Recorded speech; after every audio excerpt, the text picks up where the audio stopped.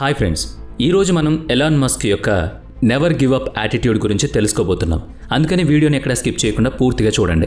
Space X యొక్క 3వ ప్రయోగానికి కౌంట్ డౌన్ ప్రారంభమైంది. వరుసగా 2 రాకెట్లు విఫలమయ్యాయి. ఎలాన్ మస్క్ ఇప్పటికే తన చివరి 3వ ప్రయోగానికి 100 కోట్లు ఖర్చు పెట్టాడు. ఈ ప్రయోగం కనుక విఫలమైతే ఎలాన్తో పాటు అంగారకుడికి పైకి వెళ్లాల్సిన వేలాది మంది కల విచ్ఛిన్నం అవుతుంది. రాకెట్ మెల్లగా పైకి లేచింది. గది అంతా ఆనందంతో కేరింతలు వేసింది. 2.5 నిమిషాల తర్వాత బూస్టర్ నుంచి పై స్టేజ్ వేరు చేయబడింది. 3వసారి ఓ ఇంజనీర్ దాన్ని ఆపరేట్ చేశాడు. అయితే కొద్దిసేపటికి స్క్రీన్ బ్లాంక్ అయిపోయింది. స్పేస్ ఎక్స్ యొక్క 3వ రాకెట్ విఫలమైన వెంటనే ఇంజనీర్లందరూ కన్నీళ్లు పెట్టుకున్నారు. ఎందుకంటే ఎలాన్ మస్క్ వద్ద 3 రాకెట్లను పరీక్షించడానికి మాత్రమే డబ్బుందని అప్పటికే చెప్పేశాడు.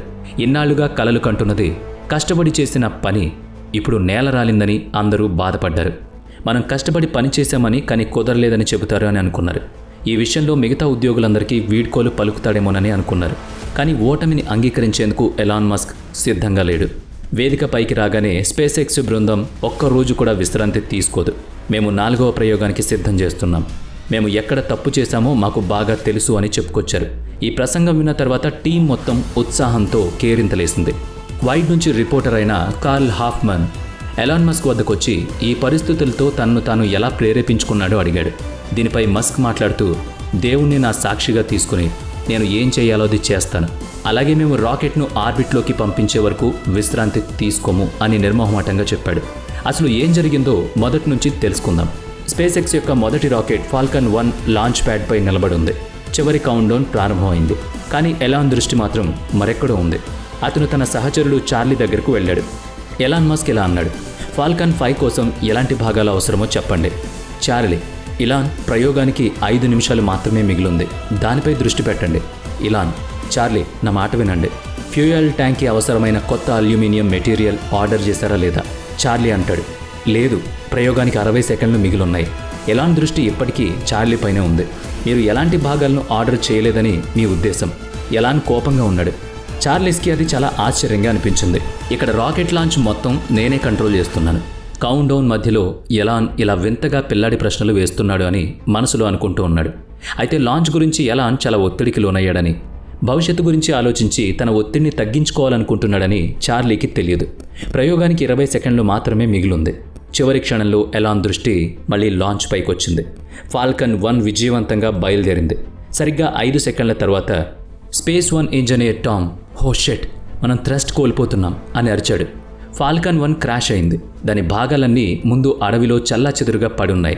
క్రాష్ సర్వే పూర్తయిన తర్వాత ఆ రాత్రి ఎలాన్ మరియు అతని బృందం ఒక బార్కి వెళ్ళి బీరు తాగుతున్నారు. అతని బృందంలోని కొంతమంది ఇంజనీర్లు చాలా విచారంగా ఉన్నారు. వాళ్ళు ఎప్పుడు ప్రారంభించారు, కానీ ఎలాన్ ముఖం రాయిలాగా ఎటువంటి భావోద్వేగం లేకుండా ఉంది. అతను చాలాసేపటి నుంచి ఏదో ఆలోచనలో ఉండిపోయాడు. ఎలాన్ తన బృందం వైపుకి తిరిగి, మొదటి మిషన్లో వైఫల్యం సాధారణమైన విషయం, చాలా సింపుల్గా చెప్పాడు. మనం ప్రారంభించినప్పుడు ఇది మనందరికీ తెలుసు, కానీ పర్వాలేదు, రాకెట్ను మళ్లీ నిర్మించి మరోసారి ప్రయత్నిద్దాం. అనంతరం విచారణ చేయగా ప్రయోగానికి ముందు రాకెట్లో ఇంధన ట్యాంక్లో అమర్చిన నట్ బోల్ట్ తుప్పు పట్టడంతో ఇంధనం లీక్ అయి రాకెట్ కూలిపోయిందని తేలింది. ఎలాన్ వ్యక్తిగతంగా చాలా ఒత్తిడికి లోనయ్యాడు. ఎందుకంటే అతని వద్ద కేవలం 3 లాంచ్లకు మాత్రమే డబ్బుంది. అందులో ఒకటి ఫెయిల్ అయింది. నాసా ఎలాన్కు కాంట్రాక్ట్ ఇస్తామని హామీ ఇచ్చింది, కానీ దానికి ఒక షరతు పెట్టింది. ఆ కాంట్రాక్ట్ ఇవ్వాలంటే ఎలాన్ ఫాల్కన్ 1ను విజయవంతం చేసి చూపించాలి. అతనికి ఇదొక అగ్ని పరీక్ష. 2వ ప్రయత్నంలో ఫాల్కన్ విజయవంతంగా ప్రారంభించబడింది. రాకెట్ వేగంగా పైకి వెళుతోంది. కొన్ని నిమిషాల్లో ఫాల్కన్ అంతరిక్షంలోకి చేరుకుంది. రాకెట్ ప్రయోగించి 5 నిమిషాలైంది. ఈ మేరకు రాకెట్ 2వ దశ ఇంజన్ స్టార్ట్ అయింది. దాన్ని తెరపై చూసిన ఎలాన్ నవ్వుతూ, ఈ వీడియోను చాలా కాలం పాటు నా దగ్గర ఉంచుకుంటాను, చూస్తూనే ఉంటానని చెబుతున్నాడు. 2వ దశలోకి అడుగుపెట్టిన కొద్దిసేపటికే రాకెట్ అదుపు తప్పింది. రాకెట్ పైకి వెళ్లినంత వేగంగా కిందకు పడిపోయింది. ప్రయోగించిన తర్వాత సరిగ్గా 11 నిమిషాలకు బూమ్ సౌండ్ రావడంతో కంట్రోల్ రూమ్ స్క్రీన్ ఖాళీ అయింది. ఫాల్కన్ యొక్క 2వ ప్రయోగం కూడా ఇప్పుడు విఫలమైంది. మొదటి ప్రయోగం విఫలమైన తర్వాత ఎలాన్ మరియు అతని బృందం 2వ ప్రయోగాన్ని చాలా జాగ్రత్తగా ప్లాన్ చేశారు. రాకెట్లోని వందలాది భాగాలను ఒక్కొక్కటిగా క్షుణ్ణంగా పరీక్షించారు. ఎలాన్ మస్క్ ప్రతిదాన్ని త్వరగా ముందుకు నెట్టడం అలవాటు చేసుకున్నాడు. కానీ 2వ ప్రయోగంలో అతను తన టీంపై ఈ ఒత్తిడిని పెట్టలేదు. తద్వారా తొందరపాటుతో తప్పు జరగకుండా ఉంటుందని అతని అంచనా. అయితే ఇక్కడ ఎలాన్ ఒక్క పొరపాటు చేశాడు. రాకెట్ ధరను తగ్గించడానికి అతను 2వ దశలో స్లష్ రింగులను అమర్చలేదు. నిజానికి ఫాల్కన్ 1 రాకెట్లో 2 దశలున్నాయి. మొదటి దశ ఇంజిన్ యొక్క పని రాకెట్ను 2 నిమిషాల 49 సెకండ్ల పాటు పైకి తీసుకువెళ్ళిపోవడం. రెండవ దశ మొదటి దశ వేరు చేసిన తదుపరి 6 నిమిషాల్లో రాకెట్ను అంతరిక్షంలోకి తీసుకువెళ్లడం. ఈ 2 దశలు వాటి స్వంత ఇంధన ట్యాంకులు ఉన్నాయి. ప్రతి ట్యాంకు స్లష్ రింగులున్నాయి. ఈ స్లష్ రింగుల పని ఏంటంటే రాకెట్ గాల్లో ఉన్నప్పుడు రాకెట్ యొక్క ఇంధనం దాని ట్యాంక్లోనే ఉంటుంది, ఎక్కడా లీక్ అవ్వదు. కానీ వాళ్ళు ఈ రింగులను 2వ దశ ఇంధన ట్యాంక్లో అమర్చలేదు. ప్రయోగానికి ముందు స్పేస్ 1 బృందం టాప్ 15 రిస్క్ల జాబితాను తయారు చేసింది. ఇందులో స్లోషింగ్ కూడా ఉంది. వాళ్ళు దాన్ని 11వ స్థానంలో ఉంచారు. ఎలాన్ ఈ జాబితాను చూసినప్పుడు ఈ స్లష్ రింగులు లేకుండా కూడా మనం రాకెట్ను ప్రయోగించగలము అని అన్నాడు. అతని ఈ పొరపాటు రాకెట్ క్రాష్కు కారణమైంది. ఎలాన్ మస్క్ ఇప్పుడు సమస్యల్లో పడ్డాడు. అతని డబ్బు అయిపోయింది. అతనికి కేవలం ఒక్క ప్రయోగం మిగిలి ఉంది. 2 ప్రయోగాలు విఫలమైన తర్వాత 3వ ప్రయోగంపై ఎలాన్ చాలా సానుకూలంగా ఉన్నాడు. ఈ లాంచ్ తర్వాత కంపెనీ వద్ద డబ్బు ఉండదని అతనికి తెలుసు. కాబట్టి మొత్తం స్పేస్ 1 బృందం చాలా కష్టపడి పనిచేస్తోంది. ఈసారి ఎలాన్ పెద్ద రిస్క్ తీసుకున్నాడు. మునుపటి 2 రాకెట్ల ముందు ఎటువంటి పేలోడ్ లేదు. కానీ ఈ 3వ ప్రయోగంలో 3 వస్తువులను రాకెట్ ముందు ఉంచారు. మొదటిది నాసా యొక్క 2 చిన్న ఉపగ్రహాలు, రెండవది వైమానిక దళానికి చెందిన ఖరీదైన ఉపగ్రహం మరియు మూడవది మరింత విలువైన స్టార్ ట్రెక్ చలనచిత్ర సిరీస్లో స్కాటీ పాత్రను పోషించిన నటుడి యొక్క బూడిదను కూడా అందులో ఉంచారు. ఎందుకంటే ఎలాన్ అతని నుంచి చాలా ప్రేరణ పొందాడు. లాంచ్ స్టార్ట్ అయింది. రాకెట్ మెల్లగా పైకి లేచింది. గది మొత్తం ఆనందంతో కేరింతలు. ఒక 2.5 నిమిషాల తర్వాత పై స్టేజ్ బి నుంచి వేరు చేయబడింది. అదే జరగాలి. అది చూసి ఒక ఇంజనీర్ అరిచాడు. 3వసారి ఎల్లప్పుడూ మాయాజాలంగానే ఉంటుందని అనుకున్నాడు. కానీ ఈ డైలాన్కి కేవలం 2 సెకండ్ల తర్వాత స్క్రీన్ మళ్ళీ ఈ మిషన్ కూడా విఫలమైందని టీంకి తెలిసిపోయింది. స్పేస్ రాకెట్ యొక్క స్కాటీ ఎముకలు మరియు ఉపగ్రహంతో భూమి వైపు పడుతున్నాయి. టీం అంతా ఎమోషన్ అయింది. చాలామంది ఇంజనీర్లు భావోద్వేగానికి లోనయ్యారు. ఇన్నాళ్లుగా కలలు కంటున్నది, కష్టపడి పనిచేసింది ఇప్పుడు నేలపాలైంది. ఈ నేపథ్యంలోనే ఎలాన్ మస్క్ మిగతా ఉద్యోగులందరికీ వీడ్కోలు పలుకుతాడేమో, ఇక ఈ ప్రయోగాలు మానుకుంటాడేమోనని అందరూ అనుకున్నారు. మనం ఎక్కడ తప్పు చేశామో మనకు బాగా తెలుసు అని అన్నాడు వచ్చి. ఈ స్పీచ్ విన్న తర్వాత టీంలో కొత్త ఉత్సాహం పుట్టుకొచ్చింది. వాళ్ళంతా 4వ ప్రయోగానికి సిద్ధమయ్యారు. ఇప్పుడు 4వ ప్రయోగానికి ఎలాన్ డబ్బు తీసుకురావాలి. ఎలాన్ తన పాత పేపాల్ స్నేహితుల నుంచి సహాయం తీసుకున్నాడు. కొన్ని సంవత్సరాల క్రితం అతను పేపాల్లో పనిచేస్తున్నప్పుడు ఈ వ్యక్తులు కలిసి అతన్ని CEO పదవి నుంచి తొలగించారు. ఇప్పుడు పేపాల్ బృందం నుంచి కొంతమంది వ్యక్తులు ఫౌండర్ ఫండ్ను ఏర్పాటు చేశారు. కొత్త వ్యవస్థాపకుల స్టార్టప్కు డబ్బు ఇవ్వడం వాళ్ళ పని. ఎలాన్ పీటర్ లేడ్జ్కి కాల్ చేశాడు. అప్పుడు పీటర్, నేను మీకు డబ్బు ఇచ్చే ముందు నేను స్పేస్ ఎక్స్ చీఫ్ ఇంజనీర్తో మాట్లాడాలనుకుంటున్నాను అన్నాడు. దీనిపై ఎలాన్, మీరు స్పేస్ ఎక్స్ చీఫ్ ఇంజనీర్తోనే మాట్లాడుతున్నారు అని చెప్పాడు. ఇది విని పీటర్ షాక్ అయ్యాడు. కొన్నేళ్ల క్రితం మనమందరం సాఫ్ట్వేర్లను తయారు చేసేవాళ్ళం. ఇప్పుడు ఎలాన్ అకస్మాత్తుగా రాకెట్ కంపెనీకి చీఫ్ ఇంజనీర్ ఎలా అయ్యాడు అని అనుకున్నాడు. ఏదేమైనప్పటికీ ఆగస్టు 3, 2008న ఫౌండర్ ఫండ్ స్పేస్ ఎక్స్లో $20 మిలియన్ పెట్టుబడి పెట్టింది. దీనిపై ఎలాన్ మాట్లాడుతూ, నేను అదృష్టాన్ని నమ్మను, కానీ కర్మ అనేది తప్పక పనిచేస్తుంది. అంతకుముందు వీళ్ళు నన్ను కంపెనీ నుంచి గెంటేసినప్పుడు నేను వారితో పోరాడొచ్చు, వాళ్ళని దుర్భాషలాడొచ్చు, కానీ ఆ సమయంలో నేను వారిని ఏం చేయలేదు. దానివల్లే ఇప్పుడు స్పేస్ ఎక్స్కు నిధులు చేకూరాయి. ఈ నిధులు రాకుంటే అదే రోజు స్పేస్ ఎక్స్ మూతపడేది. డబ్బు అందిన వెంటనే మనం 6 వారాల్లోగా నెక్స్ట్ లాంచ్ను ప్రారంభించాలని ఎలాన్ తన బృందానికి పిలుపునిచ్చాడు. ఇది విన్న టీం ఎలాన్ ఏం చెప్తున్నాడు అని షాక్ అయ్యారు.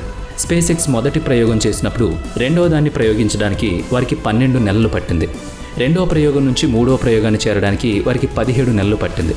ఇప్పుడు ఎలాన్ 3వ దాని నుంచి 4వ ప్రయోగం కేవలం 6 వారాల్లో చేయమని చెబుతున్నాడు. ఇది ఎలా సాధ్యం? ఇది విని SpaceX launch director Tom బుజా ఎలాన్తో మాట్లాడుతూ, మీరు నిజంగా 6 వారాల్లో ప్రయోగించాలనుకుంటే మనం లాస్ ఏంజల్స్ ఫ్యాక్టరీ నుంచి రాకెట్ను తీసుకురావాలి, విడిభాగాలను తీసుకురావాలి. ఇంత పెద్ద రాకెట్ను US వైమానిక దళం C-17 విమానంలో మాత్రమే తీసుకురాగలం. ఇది విన్న ఎలాన్ రాకెట్ను సముద్ర మార్గంలో తీసుకొద్దామని చెప్పాడు. దీనివల్ల తదుపరి ప్రయోగానికి కాస్త ఆలస్యం అవుతుందని టీమ్ బజ్ భావించింది. అయితే ఎలాన్, అవును, ఇప్పుడు ఎయిర్ ఫోర్స్లో త్వరగా మాట్లాడండి, వారికి డబ్బు ఇస్తామని చెప్పండి అని అన్నాడు. ఈ డైలాగ్ తర్వాత ఎలాన్ మస్క్ ప్రతిదీ పణంగా పెట్టాడని టామ్ బుజా మరియు మొత్తం స్పేస్ ఎక్స్ బృందం అర్థం చేసుకుంది. మొత్తం బృందం చాలా సంతోషంగా డెడికేషన్తో పని మొదలుపెట్టారు. రాకెట్ విడిభాగాలను పొందడానికి ఇంజనీరింగ్ బృందం మరుసటి రోజు లాస్ ఏంజల్స్కు వెళ్ళింది. రాకెట్ భాగాలను C-17 విమానంలో ఉంచారు. విమానంలో ఇంధనం నింపేందుకు వీలుగా విమానం హవాయి మధ్యలో దిగాల్సి వచ్చింది. పైలట్ విమానాన్ని కొద్దిగా కిందకి దించగానే ఓ శబ్దం వినిపించింది. కాసేపటికి మరో శబ్దం వినిపించింది. విమానంలో ఉన్న స్పేస్ ఎక్స్ ఇంజనీర్లు ఏం జరుగుతుందో చూడ్డానికి అటు ఇటు పరిగెత్తడం మొదలుపెట్టారు. రాకెట్ని చూసేసరికి అది లోపలికి కుంగిపోయింది. అసలేం జరిగిందంటే రాకెట్ రెండవ దశ మూసుకుపోయింది. లోపల గాలిపీడనం తక్కువగా ఉండి బయట గాలిపీడనం ఎక్కువగా ఉండడం వల్ల రాకెట్ లోపలికి కూరుకుపోతోంది. ఒక ఇంజనీర్ త్వరగా కాక్పీట్లోకి పరిగెత్తాడు. విమానాన్ని పైకి తీసుకువెళ్ళమని పైలట్తో అరవడం ప్రారంభించాడు.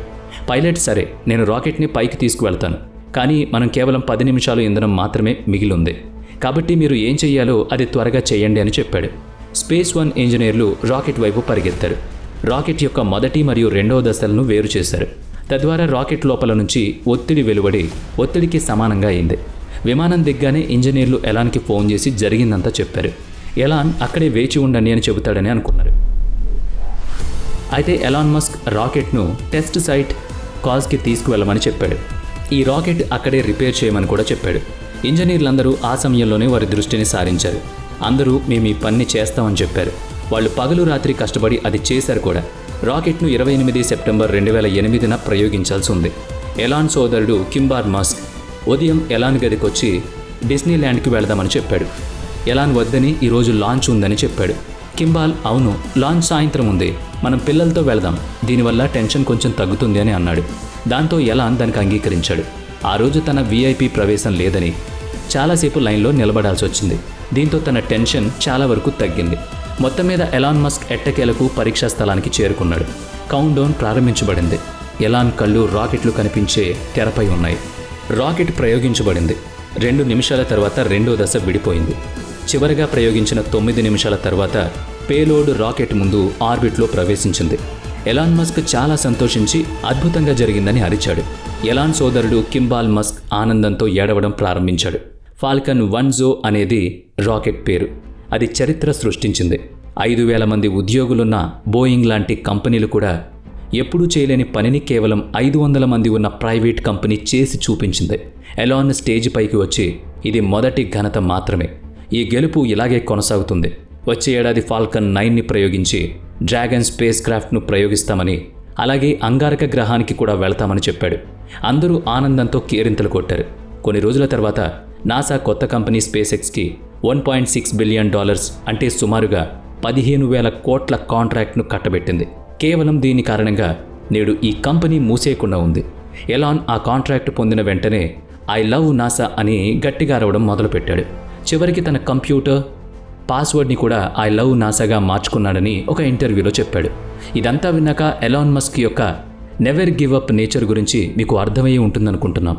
చివరి ప్రయోగానికి తన దగ్గర డబ్బు లేకపోయినా సరే మనం సాధించాలి, ఇలా చేస్తే ఇది సాధ్యపడుతుంది అని నమ్మాడు, సాధించాడు. అసలు ప్రయత్నించకుండా ఓడిపోవడం కన్నా ప్రయత్నిస్తూ ఓడిపోయినప్పుడు ఏదో ఒకటి నేర్చుకుంటాం అనేది ఎలాన్ మస్క్ కథలో మనకి తెలుస్తుంది. కాబట్టి మన లైఫ్లో ఎప్పుడూ ఈ సూత్రాన్ని ఫాలో అవ్వండి. ఎట్టి పరిస్థితుల్లోనూ గివ్ అప్ చేయొద్దు.